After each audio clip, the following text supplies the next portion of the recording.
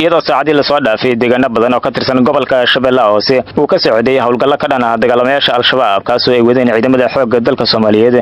ayaa dawladda federaalka Soomaaliya waxay sheegtay in ciidamada xoogga dalka Soomaaliyeed oo kaashanaya kuwa EUSOM ay howlgalkaasi ku dileen dagaalamayaal fara badan oo ka tirsan ururka al-shabaab.